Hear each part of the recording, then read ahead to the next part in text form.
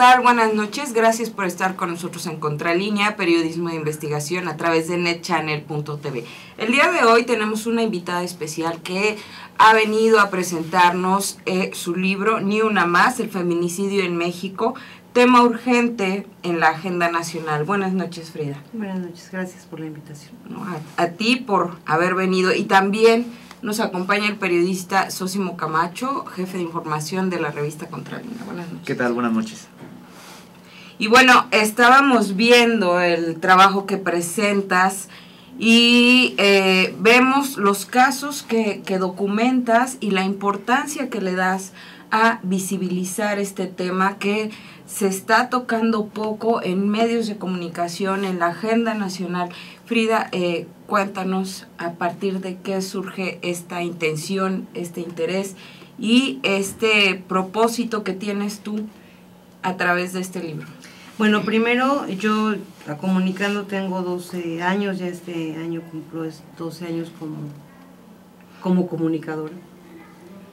Creo que las que primeramente me llevan a mí después de que nace Frida Guerrera, porque mi nombre es Verónica, después de que nace Frida Guerrera, las que me empiezan a llevar de la mano a preguntarme por qué nos convertimos en botines, primero de guerra, en conflictos sociales, y después nos convertimos en este coto de poder de un hombre, fueron las mujeres triquis. Primero cuando desaparecen a dos de ellas de una comunidad opuesta a uno de estos tres grupos que viven ahí, y después cuando asesinan a las dos locutoras. Yo entrar a esa zona para mí fue llegar a San Juan Copala. Es la única vez, sé que nunca voy a volver a poder poner mis pies en esa tierra. Fue darme cuenta del nivel de pobreza, de marginación, de dolor, y yo creo que ahí empezó como el gusanito, ¿no? Después de esto, de que se vive en el tema triqui, a mí me amenazan de muerte este otro grupo paramilitar, y me sacan de Oaxaca, hasta que se fuera Ulises Ruiz, ¿no? Que era como, después de 3 levantones y unas quemadas, era el que más quería que no estuviera yo allá. Regreso finalmente, pero ya regreso bajo el manto de quien en ese entonces era gobernador, ¿no? Gabino Cue. Durante esos años yo estuve prácticamente, pues, bajé mi perfil, porque así fue recomendado, y pues me dediqué a tratar de ayudar desde lo que yo podía hacer acerca de Gabino con la gente. Ellos todavía intentaron las triquis regresar.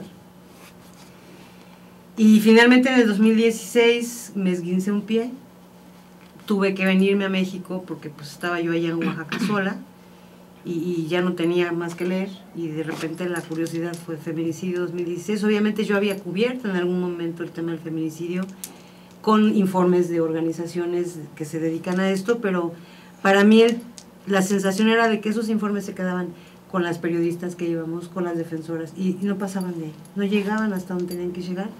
Y es entonces que yo, cuando vi que no había un medio que se estaba dedicando a visibilizar el tema, después de aterrarme, de llorar y de indignarme por la forma en la que encontré 193 feminicidios del 1 de enero al 20 de febrero del 2016, dije, esto es necesario. Hay que primero visualizarla, documentar, buscar, indagar, para después, un par de meses después, empezar a buscar a las familias. Fíjate que hace algunos meses hablábamos sobre el caso de la niña de las calcetitas rojas, este caso que para nosotros fue muy dramático, pero que gracias al trabajo que tú hiciste a través de las redes sociales, de tu blog, de estar tenazmente pidiendo, exigiendo la información, supimos quién era, la identidad de esta niña, supimos de sus familiares y todo, y bueno, uno se pregunta o uno se pone a pensar sobre la crudeza, sobre la indignación. Para ti, ¿qué ha sido documentar todo esto, documentar este tipo de situaciones? Pues sí, yo lo hablo en el libro, es sumergirte o sea, si de por sí los temas, o sea, donde son violentados los derechos humanos, en cualquier contexto, son duros, son difíciles, o sea, ver cómo están asesinando a un grupo de mujeres indígenas, pues es doloroso. Pero ya meterte al tema ya es 200% de tu tiempo, es sumergirte completamente al infierno. Yo tuve que pelearme con muchos demonios. No dormía, tenía pesadillas. No, prefería estar trabajando, era como obsesivo al principio, porque era, bueno, quien me conoce sabe que soy muy obsesiva, en ese sentido en el trabajo y sobre todo en la necesidad de que la verdad siempre salga, ¿no?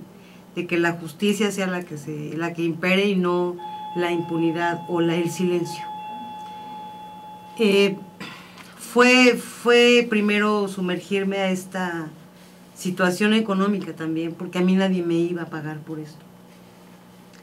Y yo sabía y tenía perfectamente claro que a partir de que no estuviera Gabino Cuello no podía estar en Oaxaca, por el tema que les comentaba de estas amenazas, y que yo sé que pueden pasar 20 años y a esa gente no se le olvida. Claro. Y que puede pasar en cualquier momento, pero yo dije, bueno, pues tengo que salirme a Oaxaca. Platiqué con mi compañero de vida y le dije, ¿estás dispuesto? Porque yo me voy a dedicar al feminicidio. Obviamente, pues nadie te paga por esto, porque no hay quien te diga, ok, tú dedícate al tema del feminicidio y yo te pago, ¿no? por hacerlo. Él se encarga al principio de todos los gastos, de toda esta situación. Le entramos los dos, yo me muevo para acá. Y pues fue meterte a muchos temas, o sea, fue revisar todo lo que podía pasar, otra vez ponerme en la mira, porque yo sé también que el feminicidio enoja a muchos, y señalarlo, decirles lo que están haciendo mal, les enoja más. Y pues bueno, yo creo que a pesar de todos los riesgos, a pesar de todo lo que tuvimos que valorar para asumir, tomar esto y hacerlo de al 100%, yo creo que no me arrepiento, lo voy a seguir haciendo. Y creo que si me volvieran a preguntar o si volvieran a hacer, lo volvería a hacer exactamente igual. Bueno, pues en efecto se trata de un tema, como tú lo comentas en tu libro, que trasciende incluso las clases sociales. No es de que nada más, digamos, las víctimas sean de una clase social en particular. Prácticamente el feminicidio, que es digamos que puede ser lo más violento de una especie de discriminación a las mujeres por el simple hecho de ser mujeres, atraviesa, como te decía, bueno, pues todos los estratos, tú lo dices en tu libro, atraviesa todos los estratos. ¿Podemos hablar de una situación generalizada en México de este tipo de casos? Sí, yo creo que en algún momento yo escuchaba a alguien en alguna campaña, no en esta, en otra, en el Estado de México, que justo fue cuando yo estaba escribiendo el libro, que decía, es que la pobreza tiene que ver con el feminicidio, y eso no es cierto. Sí es un factor que influye, pero eso es, o sea, hay casos de mujeres con tengo ahí el de Selene.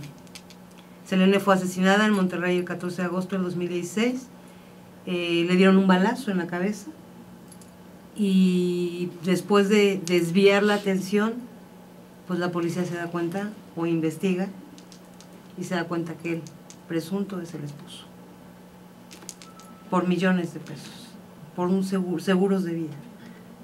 Entonces, yo creo que el tema del feminicidio es general, creo que se da porque se puede, y lo puede hacer cualquiera, desde el más pobre hasta el más rico, desde el menos. Desgraciadamente, los que no tienen poder, pues obviamente pueden ser castigados, pero los que tienen poder que lo hacen, jamás van a ser tocados. Y es más, nunca nos vamos a enterar si alguno de esos personajes ha tenido que ver con el tema del feminicidio. Entiendo que ha de ser muy difícil tener estadísticas, porque pues mucho no se denuncia. Digamos, sabemos de lo que se denuncia, de lo que se investiga, e incluso de lo que se denuncia, muchas veces no se tipifica como tal, ¿no? Es un asesinato X, un homicidio X, porque incluso hay veces que se clasifican como suicidios o otra situación, ¿no? Accidentes, pero ¿podemos hablar de algún tipo de estadística? Mira, yo creo que sí es difícil. A mí no me gusta hablarlas ni mencionarlas como números. yo creo que son vidas, siempre les he dicho así, son las vidas arrancadas. Es muy difícil, porque lo que tú dices, o sea, mi documentación es 100% eso, notas rojas, ¿no? Todo es periodístico. Y además de todo, no te puedes ir con el primer medio que te dice, encuentran a una mujer asesinada, claro. O sea, tienes que estar cotejando con otros muchos. Y yo creo que sí es difícil, o sea, son aproximados, por lo que tú dices. O sea, por ejemplo, Oaxaca es una de las regiones que sigue teniendo lugares recónditos, y que yo platico ahí el caso de la mujer que a mí me ayudaba a hacer mi limpieza, y que creo que la tenía nada más porque me gustaba tener a alguien cerca y porque le ayudaba, o sea, con un poquito. Pero yo creo que lo que más me hace sentir satisfecha es que le enseñé lo que era esto. Es que le enseñé que no podía permitir que nadie la lastimara. Y esas mujeres que están allá, que están habituadas y normalizadas a que eso así es, a que, se murió y ya, pero ¿qué le pasó? Pues creo que la mató su marido, creo que la mató el novio, creo que... Entonces ya estamos hablando de otra cosa, ¿no? Claro. Desgraciadamente no salen, no se gritan, y si por ejemplo aquí en el Estado de México a veces tarda un feminicidio en Zumpango, por ejemplo, el último. Zumpango no es muy lejos de la ciudad, no es muy lejos del centro de Catepec, no es muy lejos de Toluca, y para que saliera el último feminicidio, que fue un sujeto que asesina a su mujer a martillazos y a uno de sus pequeñitos, al defender a su mami, después de 7 días dan a conocer el caso en la nota, ¿no? Roja. Cuando a mí ya me habían dicho, pero yo no puedo salir a decir tengo un caso tal porque no tengo documentado con una nota periodística esto. Afortunadamente, ahora lo que he estado haciendo es que con estas fuentes que voy adquiriendo, ya yo creo mi propia, ya soy yo mi propia fuente, pero sí es difícil, son aproximados, son meramente aproximados. Si tú revisas 2016, son números completamente aproximados, porque además de todo era el primer año que yo hacía esto. El 2017 obviamente sube, y 2018, bueno, no se diga, estamos en números, en vidas arrancadas. Miles, ya, por miles. En estos 3 años sí, pero a mí me preocupa mucho particularmente esto que estoy viendo en el 2018, porque tan solo del 1 de enero al 30 de abril ya llevamos 622 feminicidios, 225 asesinatos violentos, y estamos hablando de 847 mujeres asesinadas, ya sea por feminicidio o por un asesinato violento. Es alarmante. Claro. Muy alarmante. Frida, Sosimo, permítanme hacer un corte y regresamos a seguir hablando de este libro que se llama Ni una más.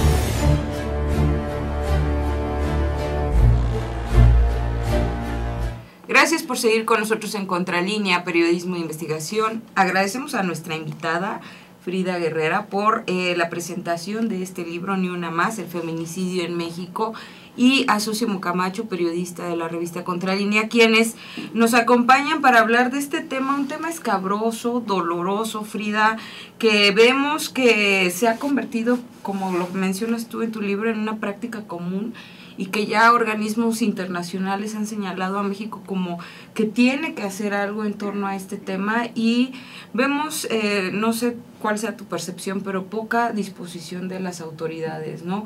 Y ahora que están los candidatos en campaña, vemos que el tema lo mencionan pues como de refilón, ¿no? ¿Qué piensas? Mira, yo creo que el tema, tú ahorita mencionabas a Calcetitas Rojas.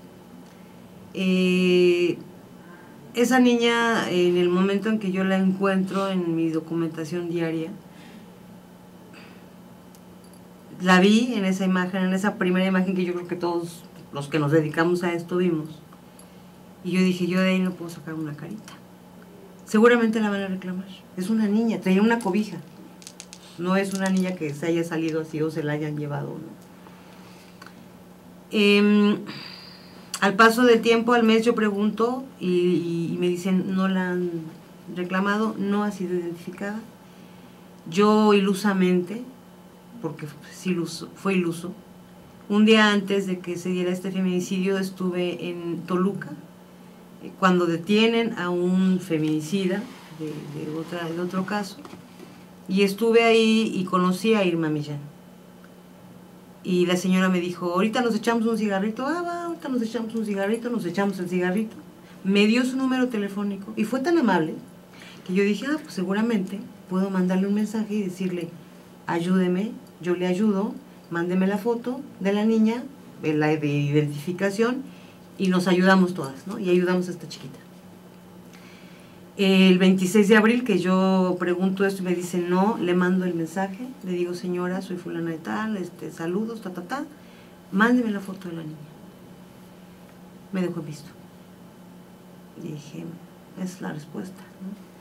Yo creo que se evidenció con este caso dolorosísimo, nada más uno de miles que hay en todo el país, pero que particularmente en el Estado de México se evidenció la falta de investigación, de sensibilidad. O sea, era una niña, no podía ser. O sea, yo cuando vi el dibujo que hicieron, de verdad no se parecía a la niña. O sea, era una niña, el dibujo que hicieron para buscarla, era una niña con los ojos rasgados hacia arriba, la naricita como hasta acá arriba, como si fuera muy respingada. O sea, nada que ver con Lupita. Dije, pues con razón nunca la iban a encontrar, jamás. Cuando finalmente se da a conocer el rostro de la niña, ellos se adelantan hasta ponen en riesgo el proceso cuando dan a conocer que los detienen queriéndose llenar la boca. Sin embargo, creo que la respuesta de las autoridades en todo el país es esa. Yo le puse así a Lupita, calcetitas rojas, yo lo Xochitzin porque fue como yo le puse. Lupita es el rostro de la vergüenza institucional y social, es el rostro del feminicidio en el país, porque muestra que las autoridades no están en ningún momento interesadas si en una niña de 4 años no hubo el interés. Obviamente, y nosotros las mujeres, pues menos, ¿no? Las campañas, creo que es insultante que lo estén manejando, porque además de todo eso lo hacen así de... por cierto, vamos a terminar con los feminicidios.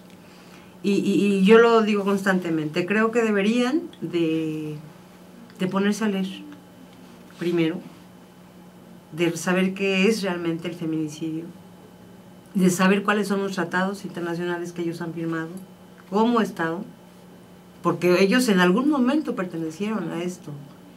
En algún momento pudieron haber hecho desde las diputaciones, desde las senadurías, desde el cotito de poder que tenían, o el gran poder que tenían, haber hecho algo para impulsar una política o una agenda que evitara que esto llegara hasta donde está llegando.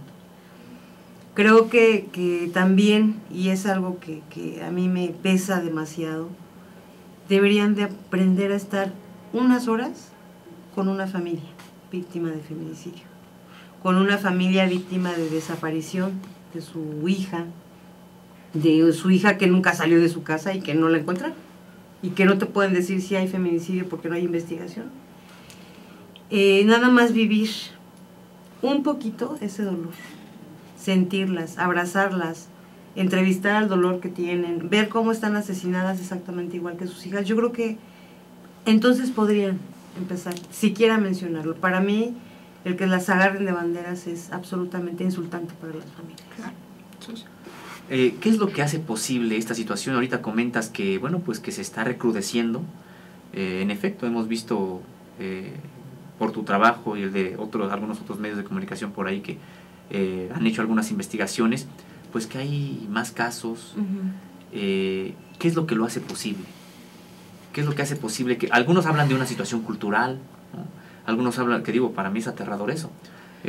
Pero ¿qué es, desde tú que te has metido precisamente a hablar con las familias, a encarar este fenómeno, qué consideras que hace posible esta situación?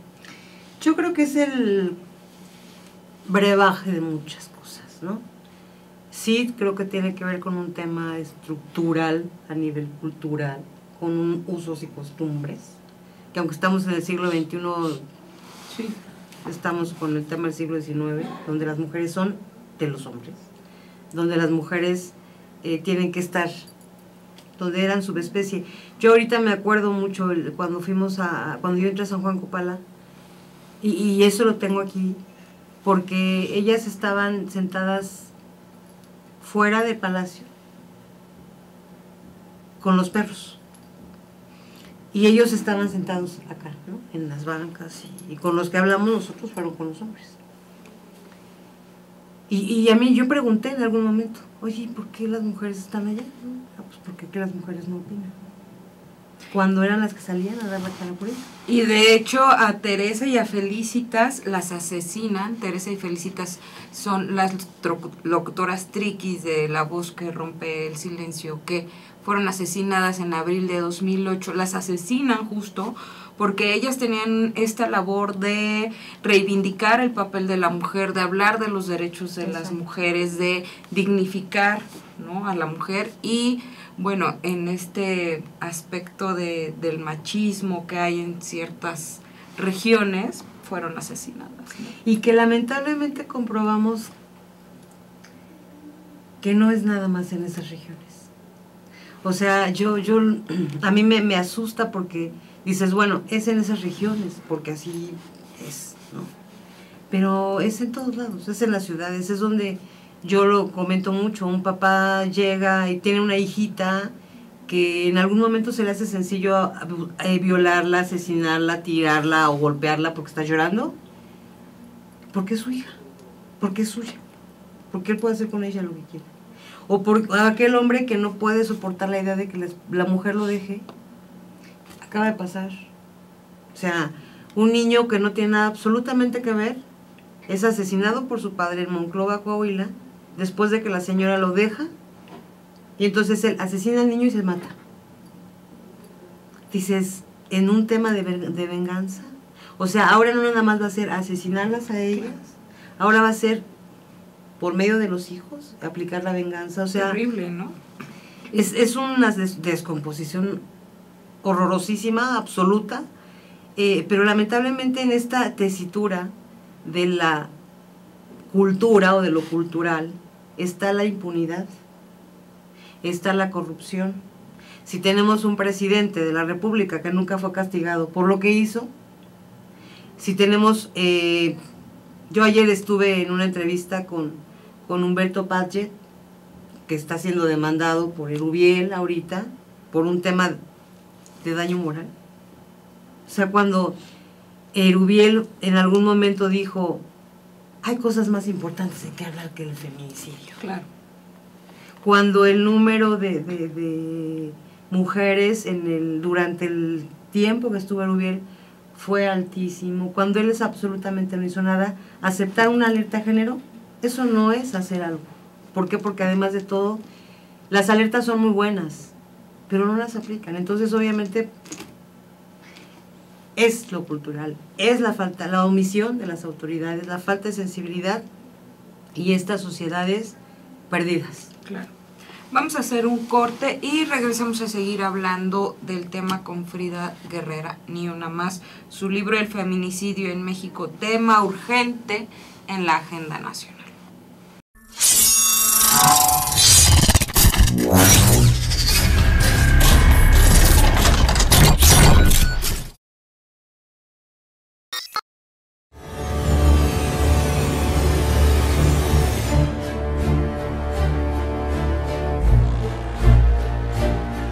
Gracias por seguir con nosotros en Contralínea, periodismo e investigación a través de netchannel.tv. Estamos con Frida Guerrera y su libro Ni Una Más.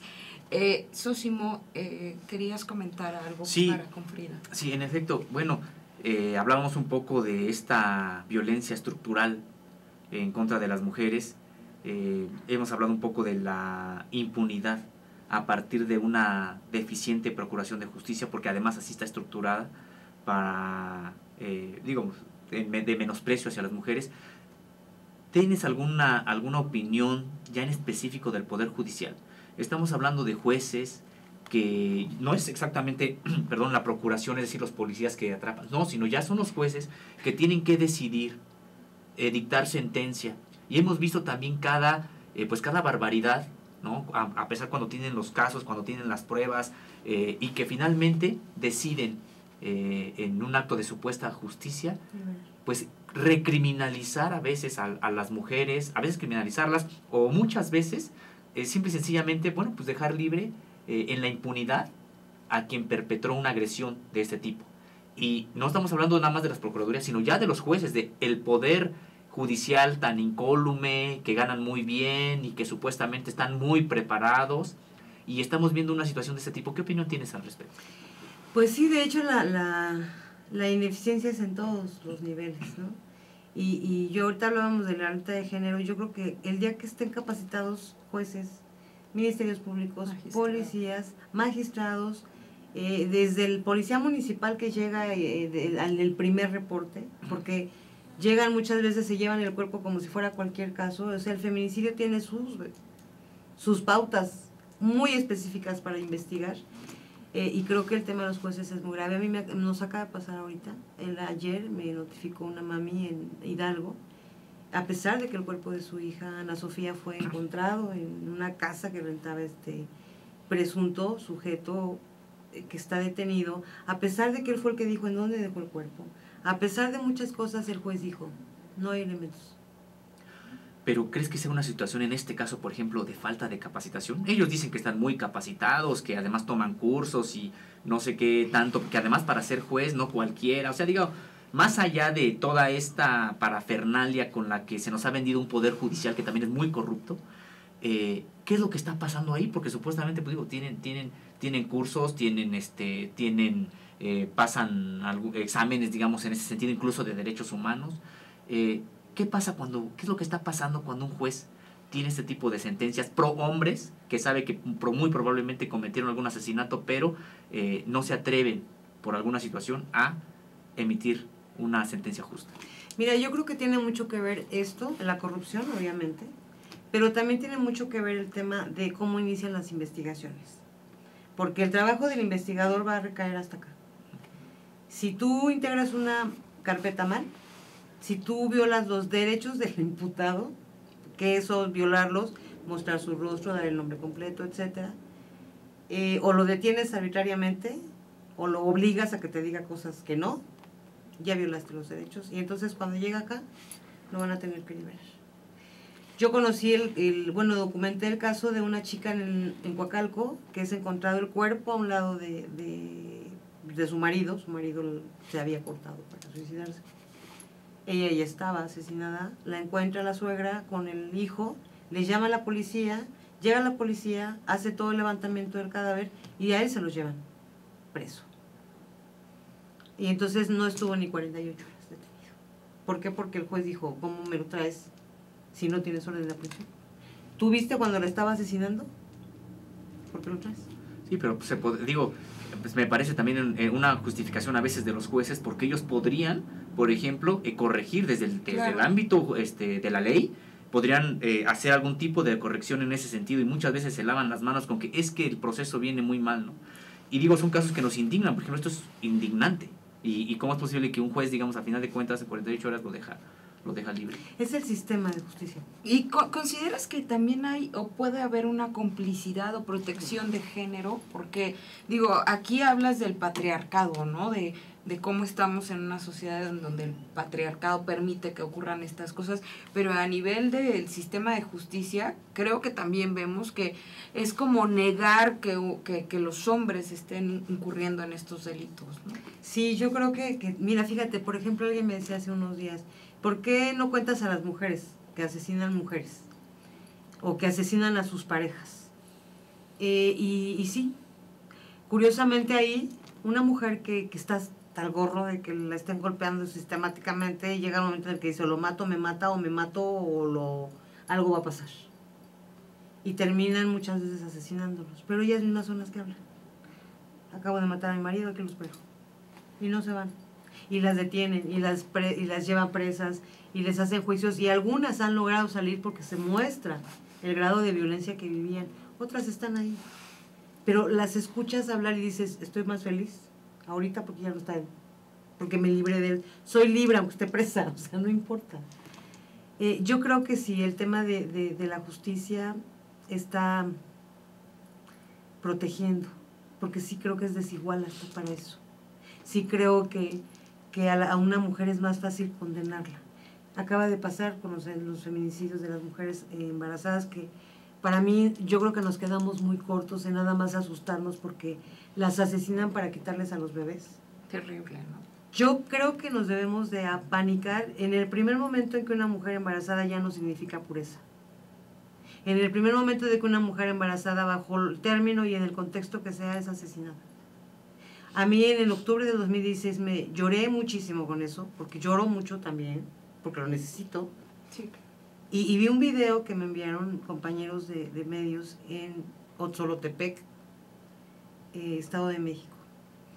Y era el cuerpo de una mujer embarazada, desnuda, que iba en un canal de aguas negras. Y lo que la sacaba a flote era su estómago. Y era un estómago de 9 meses. Cuando yo vi eso, dije, ¿dónde se quedó el respeto a la mujer embarazada? ¿Dónde rompimos eso tan sagrado que era una mujer embarazada? La vida. Porque todos nacimos no son de probeta, ¿no? Yo hice un recuento después de que leo esto de las mujeres embarazadas que fueron asesinadas para quitarles a sus bebés, que en efecto no son las primeras. Pero yo hago un recuento de todas, desde la que supuestamente vendía drogas y que en ese caso, por ejemplo, salvaron la vida de la bebé, era una nena, hasta la última mujer que asesina a su pareja en el Estado de México porque está embarazada. Hasta el 5 de abril, fue la última que yo pude registrar. Pero eso, yo creo que ahí nos tenemos que meter más para allá. No nada más es porque les quitan a los bebés. No nada más es porque... Y que en estos casos a las mujeres las agarraron inmediatamente. Inmediatamente. ¿Por qué? Sí hay juicio, ¿no? Ahí sí hay investigación. Ahí sí hay cámaras que sirven. Ahí sí hay testigos que vieron. O sea, yo creo que sí estamos en un tema totalmente desigual. Hasta para impartir justicia. Frida, ya nos hablabas del papel de los medios, del papel del poder judicial, pero falta un factor muy importante que es el papel de la sociedad. Y bueno, tú te has vinculado mucho con la sociedad a través de las redes sociales y de los medios electrónicos, y es con lo que estás trabajando últimamente. ¿Cómo pueden contactarse contigo? ¿Cómo pueden ayudarte a seguir visibilizando esta problemática? Pues en mis redes me googlean y ahí me encuentran, Frida Guerrera. Pero mis redes sociales es @Frida Guerrera. Tengo una página de feminicidios, Dales Voz. Una página que manejan las madres, yo obviamente las acompaño, pero básicamente ahí van a encontrar el dolor de las madres, que es feminicidio, Voces de la Ausencia, Justicia y Justicia. Y pues obviamente mi muro, que está abierto absolutamente para quien quiera entrar y conocer.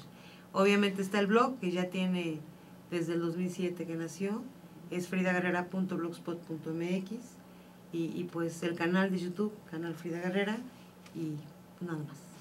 Eso sí me gusta. ¿De dónde viene Frida Guerrera? ¿Cómo decidiste ser Frida? Y no sé si también te identifiques con Verónica Villalbazo, o es algo que quedó atrás, ahora eres Frida, o eres las dos a la vez. Complicado, ¿verdad? Pues Frida quedó, Verónica quedó, yo creo que enterrada en soy yo, obviamente, es parte de quién soy. Y si no hubiera sido Verónica, no sería Frida. Pero creo que justo cuando yo llego a Oaxaca y me detienen unos paramilitares, en el tema de la APO y todo esto, me detienen sujetos vestidos de civil, me quitan mi cámara. Esto fue en 15 de noviembre del 2016. Yo lo hago saber, en ese tiempo éramos los incipientes periodistas freelance que iniciábamos con esto de los medios digitales. Y me dijeron, te tienes que poner un nick. Y yo así, prefiero que sepan quién soy para cuando me maten, a que digan que soy quién es, ¿no? Y yo así, está bien, Frida. Porque me gustaba Frida, obviamente. Me gusta mucho esa mujer. Y pues después de que se da todo este ataque, el 25 de noviembre de ese año, al pueblo de Oaxaca, donde hay infinidad de gente detenida, mucha gente lastimada, se calla la voz, que era la voz de la doctora Berta, la doctora Escopeta, que lamentablemente ya falleció. Y pues yo seguía en Oaxaca. Entonces yo me encontraba un comunicado y lo leía y decía, este no lo hemos dicho. Y entonces yo lo daba por la radio. Y alguien empezó a decirme, Guerrera, ya llegó Frida Guerrera, ya llegó la Guerrera. Porque yo seguía ahí en eso. Y es como nace Frida Guerrera. A mí hace años no me dicen Verónica, no reniego de ella, creo que es la mujer que tuve yo que rescatar, viva, y que me costó mucho, porque de esa mujer rota, de esa mujer deshecha, en Oaxaca empecé a construir a Frida Guerrera. Entonces somos las dos. Pues bienvenida, Frida Guerrera. Este es tu espacio y pues agradecemos mucho que hayas acudido a esta invitación. Gracias a ti también, Susana. Gracias. Y los invitamos a leer Ni una más, el libro de Frida Guerrera, que ya puede encontrar en librerías, supongo. Ya a partir del 1 de mayo va a estar en todo el país. El 12 de mayo a las 16 horas tenemos la presentación en el Museo Memoria y Tolerancia, la primera. Ojalá y vaya mucha gente. Y lleguen temprano porque nos dijeron que es nada más para 120 personas. Y bien, es importante conocer estas historias para que no se repitan, para que no se repliquen y para estar conscientes de lo que puede pasar con nuestras mujeres en México. Gracias por haberse puesto en línea con nosotros. Nos vemos el próximo martes a las 8 de la noche. Hasta luego. Gracias.